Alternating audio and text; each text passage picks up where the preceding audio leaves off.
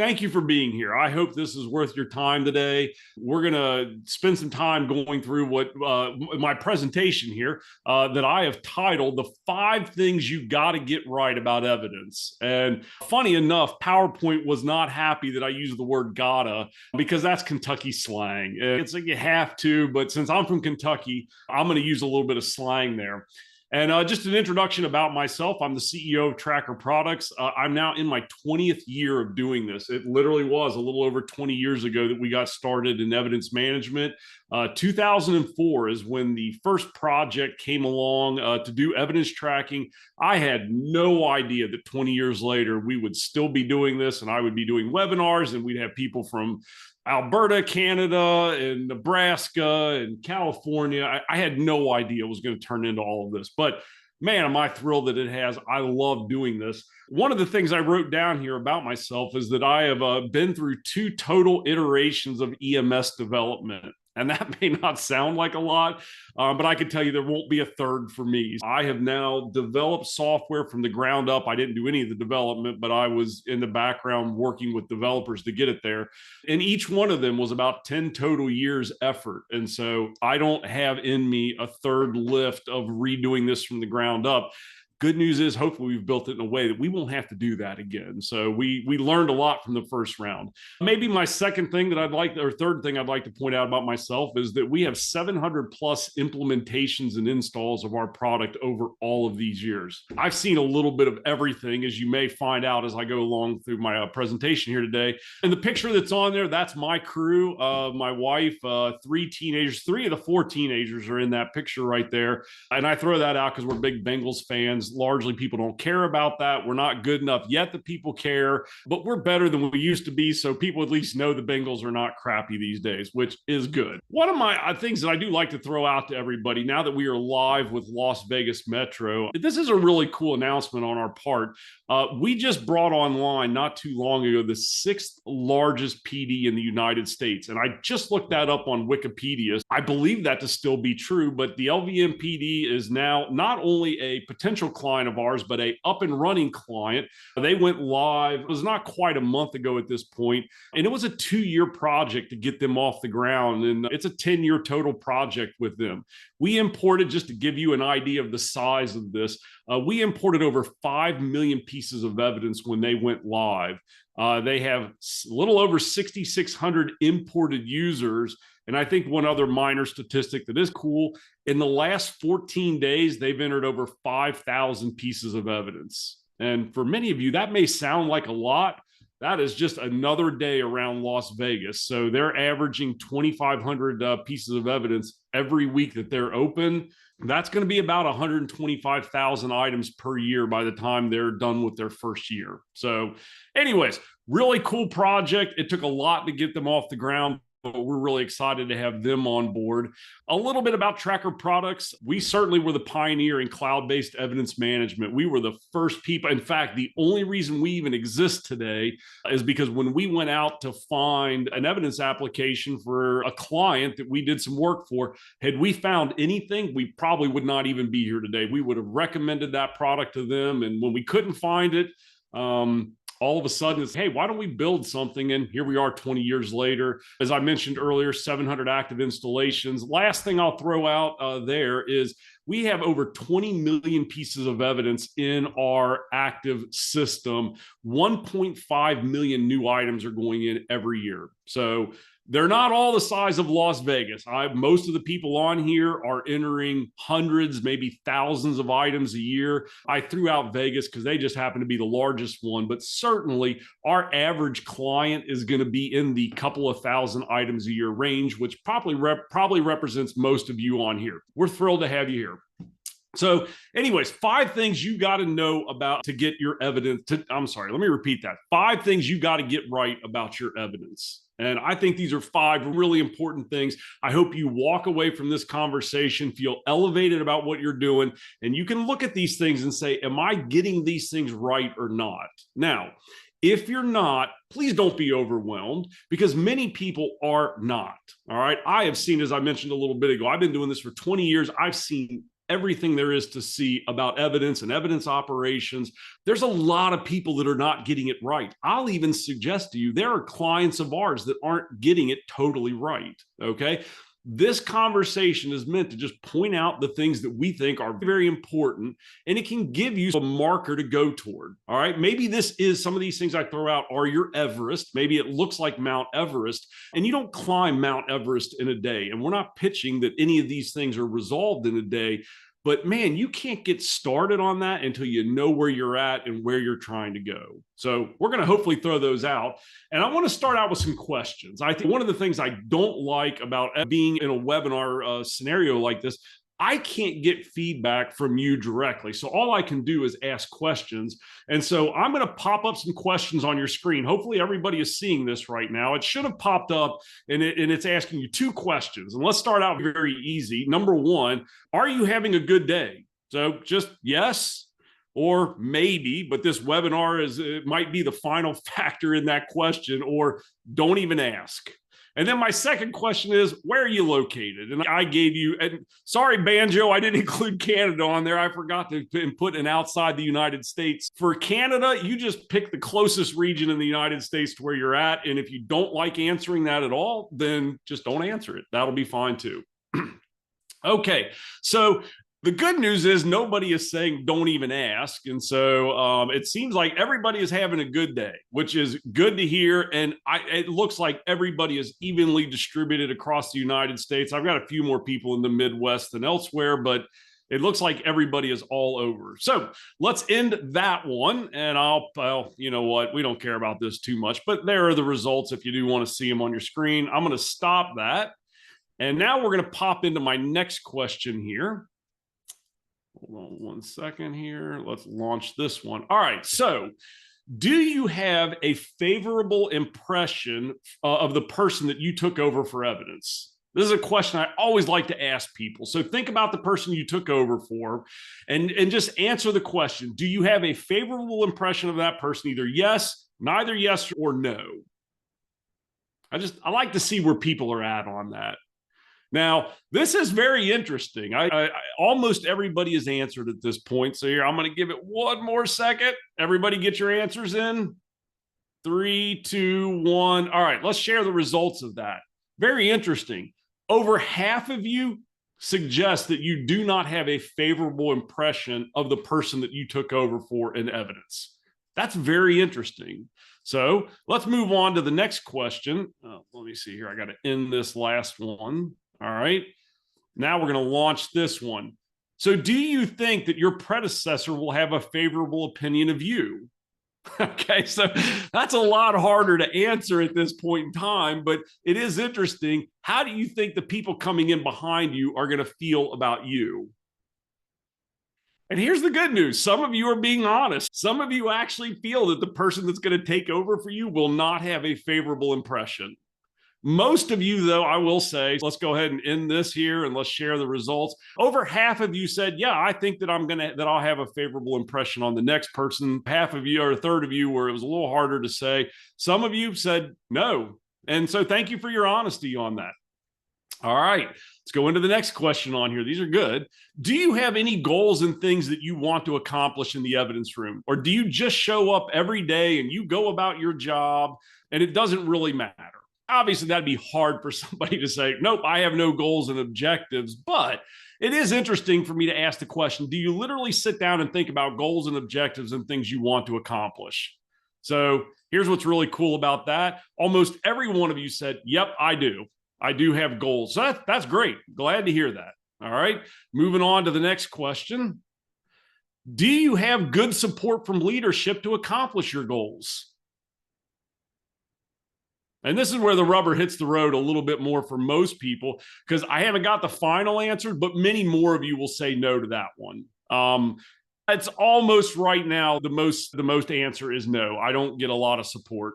And so it's almost split evenly, but a few more of you, here you go. There's the results on that one. A few more of you than not said, nope, I do not get support from leadership to accomplish my goals, which that does make me feel bad for you, because, you know, that's not a great spot to be when you're not getting support for the things you want to accomplish. So another really easy one, what do you currently use to track and organize your evidence right now? And we put in there the name of some, and there's a lot of options on here. So, so down at the very bottom, there's some other choice that's not in the list, or you're using RMS or Excel or paper documents. I'm just interested what everybody on here is using, or if you don't have to answer, but it is just interesting to hear what people are saying. Okay, so a quarter of you are answering RMS. A fifth of you are saying some other choice. We do have a lot of our clients on here, so welcome to our clients. Probably half the people are our clients and half are something else. Okay. All right, so let me post those results out there. Those are the answers there. And I just threw up the names of a bunch of different ones. I didn't know what was out there. All right, let's roll back here. We're going to go. We only got a couple of more questions here. What is your biggest problem? And this one actually allows you to pick multiple answers. Okay, so maybe your answer is, I don't know, I'm still learning about my biggest problems, or it's agency support, metrics and statistics, getting rid of stuff, space, automation technology, proper manpower, court third-party issues. Listen, this list could have gone all day long. I could have put 30 different things on here that are a root of your biggest problems. But I am very interested, especially since this is a multiple choice answer, how many of you pick the different answers that are here? So it wasn't just what is your one biggest problem. It is what are all of the things to be your biggest problem? Okay. I'll absorb all of these later, but the bulk of you here, all right, we're getting last questions in. All right, so let me share those results, and I'll give you a minute to look at these right here. Most of you said getting rid of stuff. I'm surprised 23 out of 23 people didn't say that, but largely that is an answer most people would say. And you can see the other numbers that are in there as you get a little more granular on the question that I'm being asked. And some of you, a third of you, are still trying to learn what are your biggest problems. I'm not shocked. We have new people coming to these webinars all the time where they're just getting introduced to the evidence room. I'm not going to ask how long people have been around, but that's not shocking. All right. I've got, I think, 2 more questions I want to ask, and then we'll be done with the questions. Let me see here. Do you know with some level of certainty how many items you brought in over the past 3 years and how much you've gotten rid of? Some level of certainty. And so I said yes, or that's a complicated question, or no. And you can only pick one of these answers. All right. Let's give it one more minute here. Okay. Over half of you said yes. A quarter of you are saying it's complicated. A quarter of you are saying no. All right. Let me throw up those results. All right. Everybody's seeing that. And I'm going to throw up the last question here. Actually, I have 2 more, but let's do. Sorry, I got to stop sharing and launch. There we go. Are you responsible for digital evidence outside of physical media? I understand if they're bringing CDs or DVDs in, or God forbid you still get VHS disc or tapes or floppy disk, but are you responsible for managing digital evidence outside of physical media? Okay. 2/3 of you are saying no. A third of you are saying yes. All right, let's share those results. And I will ask the last one here. This is a quick one here. All right, let's launch this. How much does technology play a part into your decision-making process? So for some of you like me, technology is almost a primary factor in any decision that I make at Tracker Products. Some of you, it may not be that way, or not much at all. Okay, this was the last question, so I'm going to let everybody get their answers in real quick. Half of you are saying at this point it plays a major part in your decision-making process, and then nobody said no, not at all. I'm thankful to hear that, because if your answer is no, not at all, we don't ever consider technology, I'd say you're behind a little bit on all that. But that's all right. So there we go. There's our final results. Thank you for participating in that. Let me stop sharing that. And David, I do see the QA window lighting up. Is there anything that do I need to take a breath real quick? I think most of it was from the original hellos. We had 9. Okay, great. All right, then we'll move on. So here we go. Let's get back into the 5 things you got to get right about evidence. Number 1, you better know your stats and your data better be good. All right. So I know I speak emphatically. I've been doing this for a very long time. And so I know that I speak in emphatic terms sometimes, but I think I'm saying this the right way. Okay. If you do not know your stats and your data, you are going to be hard pressed to fix any of those problems that we threw up on the screen earlier, whether it's a getting rid of stuff, a space problem, whatever the other answers were that I threw in there. Without knowing that, you are really going to be hard pressed to move forward. And I have our existing clients, and we have a system and an engine that allows somebody to have a lot of data. But I would even suggest there are clients of ours that don't know their stats very well. And here are the kind of questions that I might ask of you. In fact, if I were to walk into your evidence room tomorrow, and I promise I'm not going to walk into anybody's evidence room tomorrow, although I will say the farther north you are, the more likely I am to drop by unannounced, because I'm looking for cooler weather. So North Dakota and Canada do sound really good right now, but I'm not going to just walk into your evidence room tomorrow. But if I did walk into your evidence room tomorrow and I was only allowed to ask you one question that I was going to base a lot of opinions on, and I can tend to do that sometimes, ask short questions, base a lot on that. The question I would ask you is, how much evidence have you brought in the last 3 years and how much have you gotten rid of? Okay. And watching you attempt to answer that question is going to tell me a lot about your organization. If your answer is, yeah, I've got that answer right here. In fact, I can tell you as of an hour ago how much has come in during a period of time and how much we've gotten rid of, versus, man, I don't know, that's going to take me a while to get that answer, or I may need months. I mean, there are people that I have talked to that actually would go as far as to say, I would quit my job before I tried to get you that answer, because getting that answer would be so unbelievably painful. And that is a really bad position to be in, because again, my bottom line statement is, you can't get rid of evidence until you know what you've got to get rid of. And so let me give you an example of what good data looks like. All right. I'm not going to give you examples of what bad data looks like, but this is a screenshot from inside our software of one of our clients. And by the way, this screen represents about 1/4 of the entire dashboard for this user. I would describe this user as a bit of an assassin when it comes to statistics and metrics. Okay. In fact, I'm going to show off one more screen here in just a moment. But if you called this user on the phone and asked them any one of these questions, they would know within moments what are the answers to all of this stuff.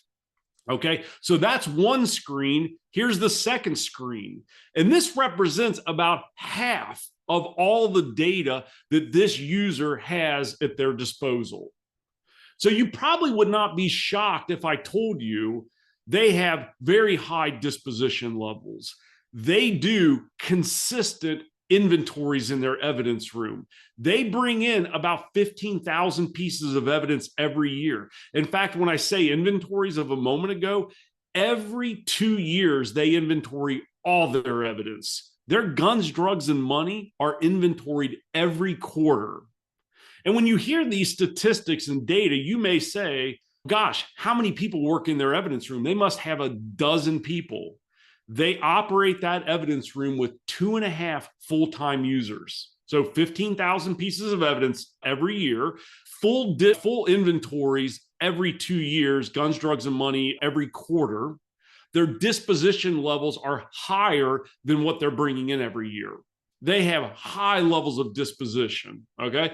It all starts out with being very plugged into all of their data and all of their statistics.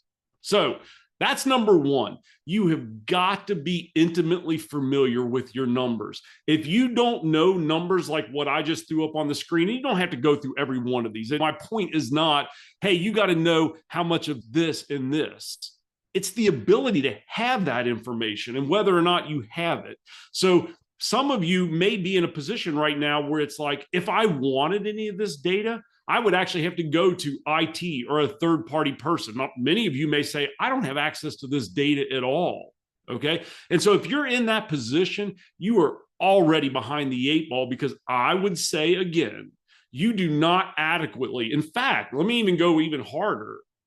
I don't think that you can get above a 1-to-1 disposition rate, whereas you're getting rid of more than you're bringing in. So you would know your disposition rate. So tell me if this statement is right. You cannot get rid of more than you're bringing in without having access to data like this. So if you're in that position where you don't have access to this information, you probably are not getting rid of more evidence than what you're bringing in. This client right here, absolutely, at the very minimum, is getting rid of every year as much as they're bringing in. It's phenomenal what they're doing. And Ben, can I interject one quick thought, especially looking at that center graph with the dispo rate where the blue line being disposed of is above? How many people on the call would absolutely give their left arm to be able to achieve that level of dispo in their property room today? And how many people on the call feel like right now with what you're using that this isn't a possibility for you? Yeah. I would also suggest that the technology side is the only real way, like Ben said, to get to this type of level. Yeah, no doubt about it. And I'm going to hit that a little bit later when I get into some of the technology of it. But yeah, you're absolutely right. Many people would say, there's no way I can achieve something like that. So that's number one. So let's move on to number two. This is a big one. You cannot do it alone.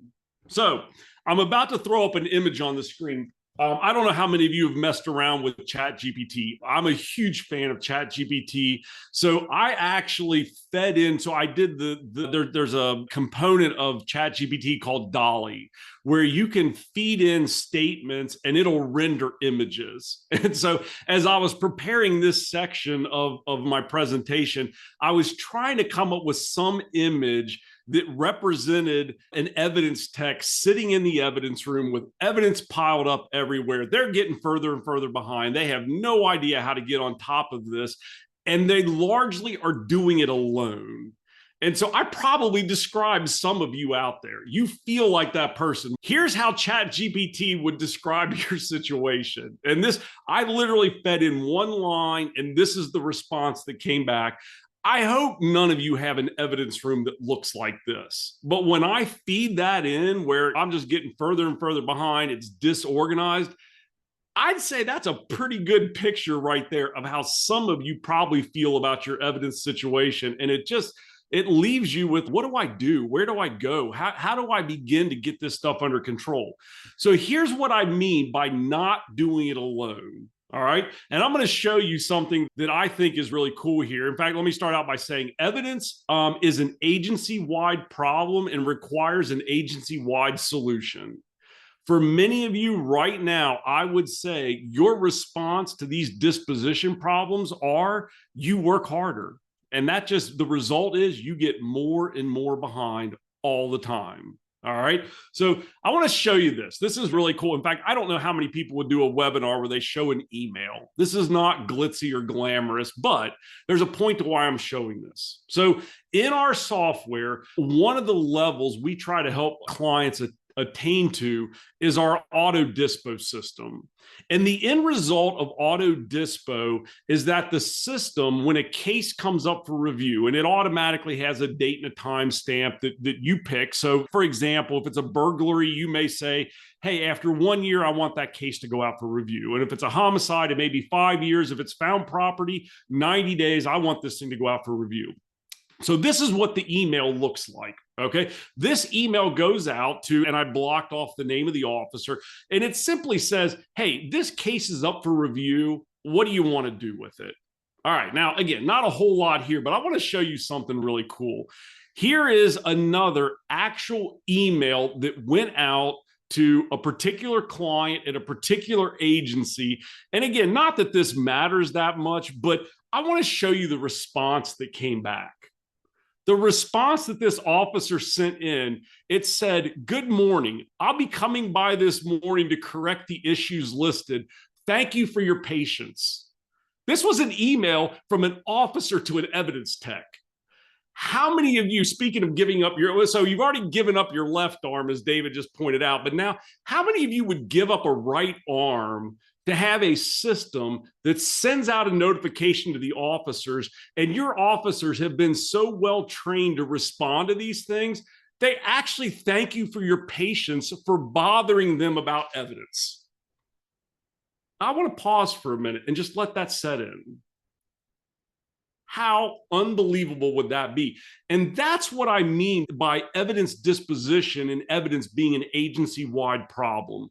Most likely for many of you, especially if dispositions are your biggest problem, you are not doing anything automated. You are not going back to the officers, or you're sending emails out, not getting responses in. But this agency right here has been trained to respond to these things. And this is the only way I would argue you're going to get disposition levels that are high enough to make a difference. Again, if we can all agree that the minimum bar is getting rid of as much every year as what you bring in. And I know that's a high bar. For many of you, you feel very far away from that. A minimum bar is getting rid of as much as what you bring in. If you're not maintaining that minimum bar, you are running out of space. And there will be a day and time where you are completely out of space. And I'm arguing the only way you will ever get on top of that is to be doing a system where notifications go out, they're trained to respond, and then they respond and tell you what to do with evidence. So anyways, I saw this email from not too long ago, and I thought, wow, some of you may look at this and be like, that isn't even cool at all. I think that's really cool. So maybe it's just me. All right. So now let's go one step further and imagine not only does the officer respond, but imagine they logged into the software and told you what to do with all of this evidence. That right there is the highest level of disposition that you can attain. You never sent out the notification. You weren't involved in the response. For some of you, just imagine a day and time where your primary job in the evidence room becomes making sure people respond. The system will automatically notify the supervisor if they don't respond to begin with. But when they do respond, they're going to go in and say, hey, here's what I want you to do with item number 1. Here's what I want you to do with item number 2. Just imagine. I want to hum John Lennon, Imagine right now. Hopefully all of you are old enough to remember that. But just imagine a day where you log in and you've got 50 notifications to do this with evidence. Would your world be changed if that happened? The answer to that would be an obvious yes. Number 3, the number 3 thing you gotta do with your evidence is you have to elevate the leadership, the people that are above you. So again, going back to my chat GPT, I fed into Dolly. I said, hey, give me a representation of an evidence tech that is pleading with leadership to do something, and they just don't care. And so many of you, I think over half of you said in one of my questions earlier, do you think you have support from your leadership?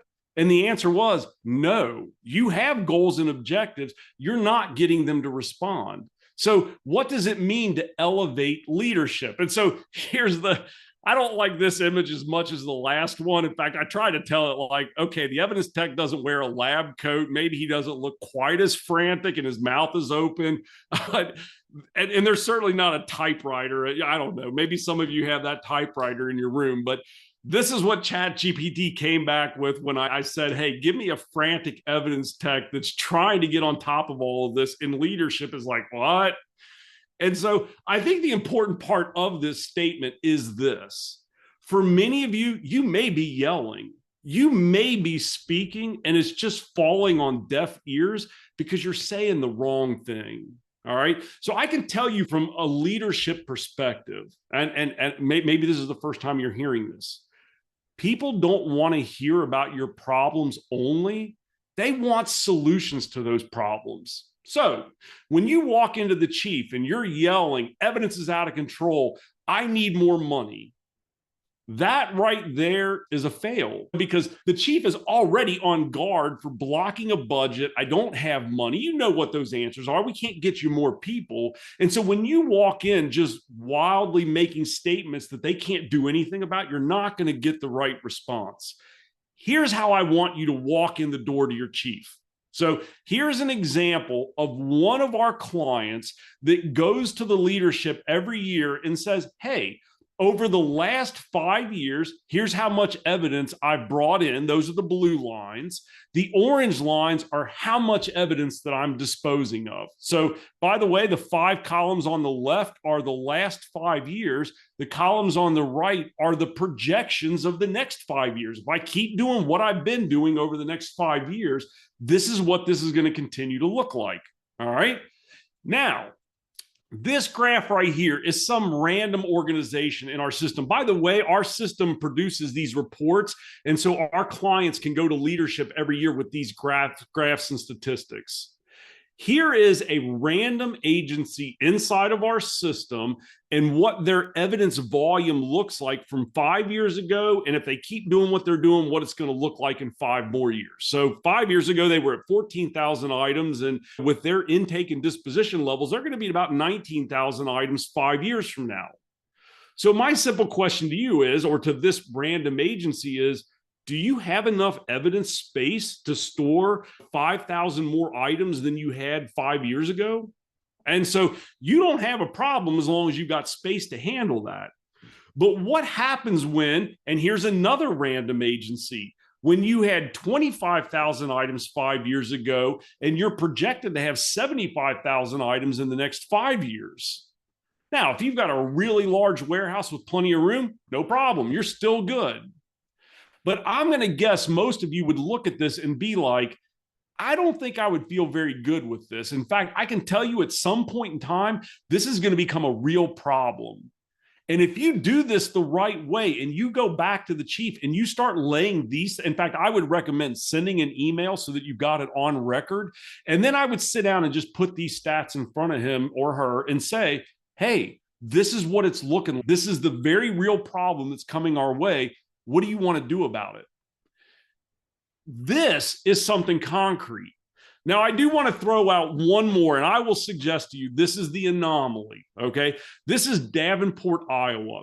I recently stumbled across this report when we shared it with them, and I was shocked. I could not believe what I was seeing here. In fact, if I could bottle and sell this right here, I would immediately be a millionaire in the world of police and law enforcement. And I am bottling this because this stuff is available and you can do the work to get there. But look at what Davenport, Iowa has done over the last 5 years. They got very serious 5 years ago about doing disposition. And they're actually projecting to be 65,000 less items in their evidence room in 5 more years from where they're at today. Now, I'll admit, this is an anomaly. They've really gone crazy on disposition in the last couple of years. They cannot sustain this. It's eventually you can't dispose of as much evidence as what they're disposing of. But how many of you would love to see something like that? They're 5 years in to taking this very seriously, and they're projecting to be at a place that many of you would say, there is no way I'm ever going to get to that point.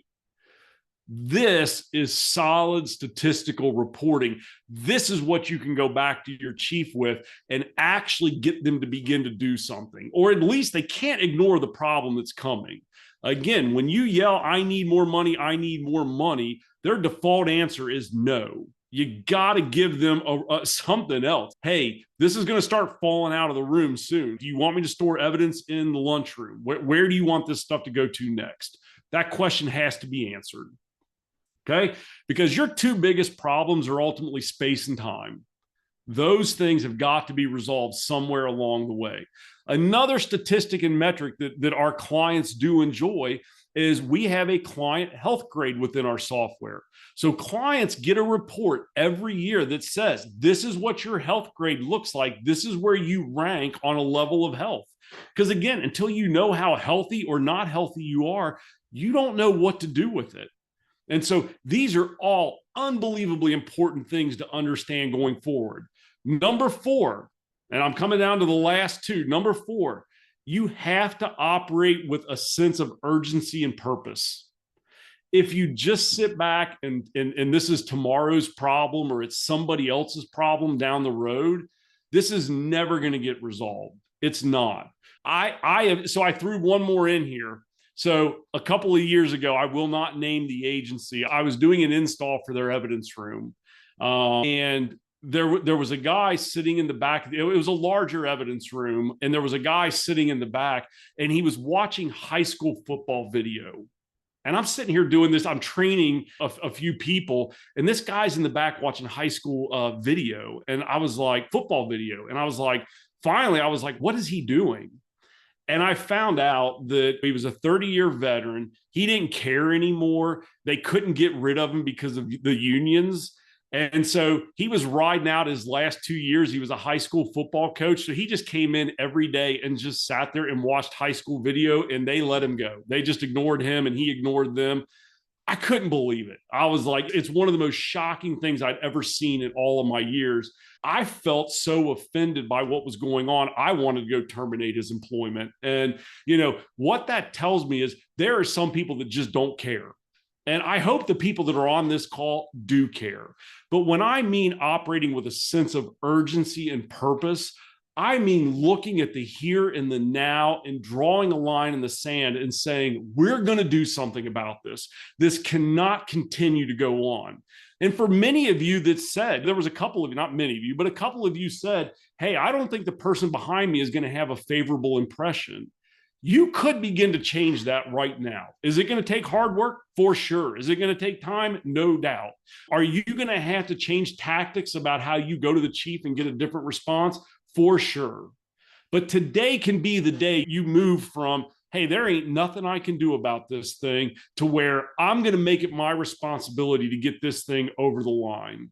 I saw David Bragg on here from Bowling Green. I just threw some screenshots on here. This is what a really clean evidence room looks like. You can see storage space. You see really clean boxes.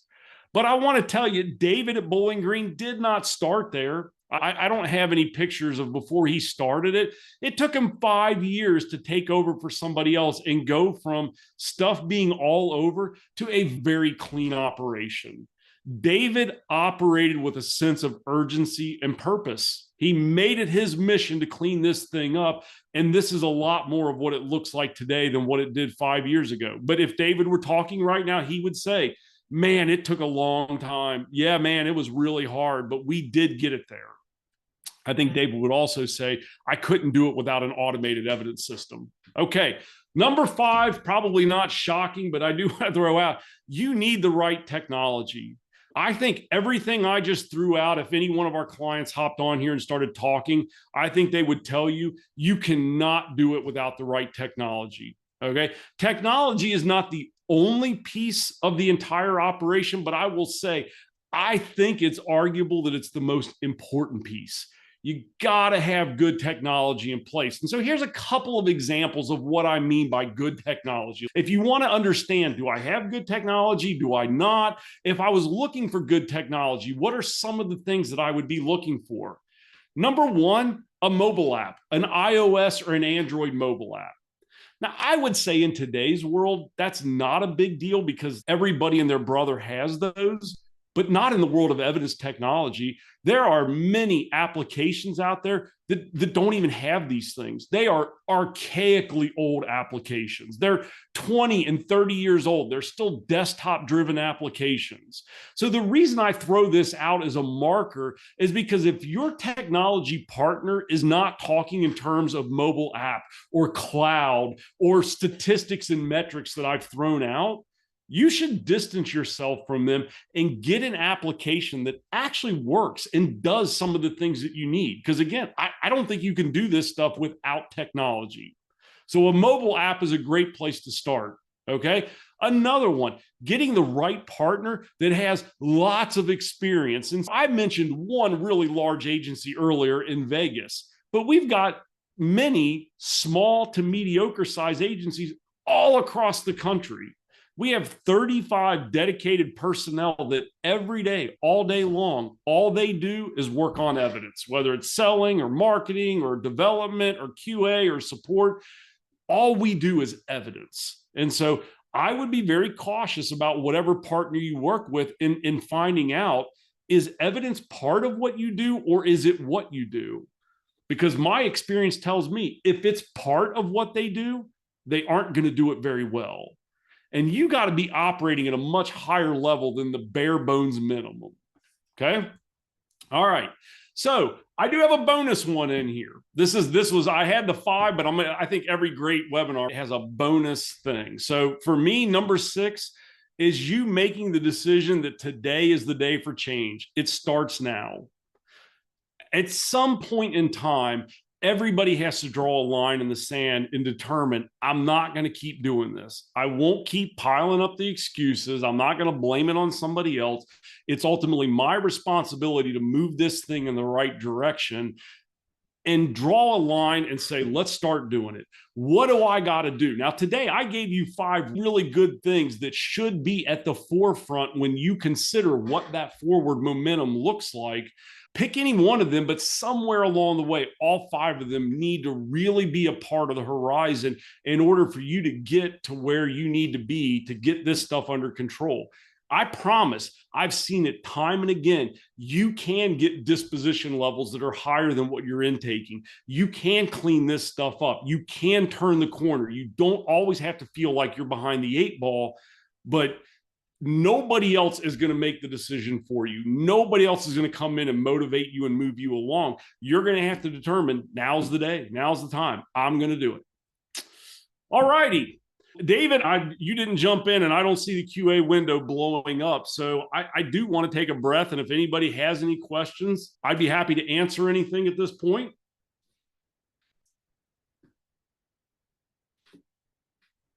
David, I don't see anything new came in, right? Nope, I'm seeing we've got the Q&A stuff handled. Okay. If anybody needs to reach me, I send emails out to everybody all the time. You hopefully would have gotten an email from me, but my email is ben@trackerproducts.com. David is dmarks@trackerproduct.com. trackerproducts.com. And if we can ever help you out, please let us know. We're in the evidence business. This is what we do, and we hope we can change your world. Let us know. You guys have an awesome day. Thank you for your time.